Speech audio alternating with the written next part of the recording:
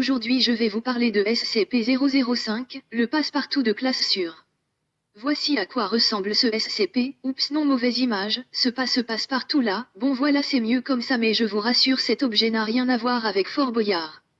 SCP-005 est une clé ornée possédant les caractéristiques des typiques clés des années 1920 qui étaient produites en grand nombre. Cette clé a la capacité de pouvoir d'ouvrir n'importe quelle serrure, de tout type et forme, mécanique et digitale mais avec une facilité relative. Cet objet a d'ailleurs été découvert quand un civil l'avait utilisé pour infiltrer un bâtiment de très haute sécurité.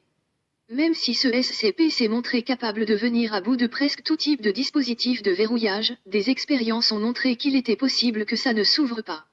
Cela fonctionne uniquement si le but, l'identité, ou l'aspect d'un verrou soit dissimulé. Mais dans 50% des cas cela fonctionnait tout de même mais ça dépend uniquement de si le candidat parvient à trouver le verrou ou de l'identifier.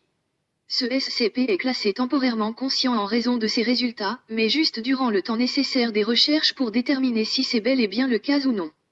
D'autres tests sont actuellement en cours pour pouvoir le déterminer, on tente de mesurer ses capacités cognitives mais il n'y a toujours aucun résultat montrant une impossibilité à lui faire identifier un dispositif de verrouillage. Sauf comme mentionné juste avant, quand c'est fortement caché et déguisé. Procédure de confinement. Bien qu'il ne représente aucun danger, à cause de sa capacité des mesures ont été prises pour limiter son accès et sa manipulation est restreinte.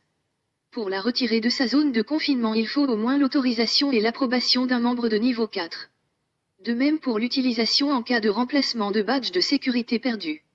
On n'a pas le droit de l'utiliser pour les distributeurs en panne, pour ouvrir un casier ou autre chose ayant l'appartenant d'un autre membre de personnel pour prendre quoi que ce soit. En cas de non-respect de ces règles, c'est un renvoi immédiat. Pour ceux qui veulent lire d'archives de ce SCP sans avoir à aller sur le site internet de la Fondation SCP, je vous invite à stopper la vidéo pour pouvoir lire tranquillement. Bonne lecture.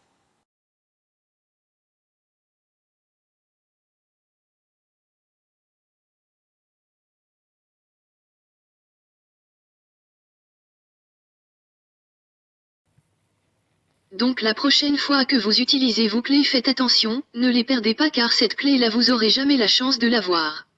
Mais imaginez juste un peu ce que on pourrait faire avec.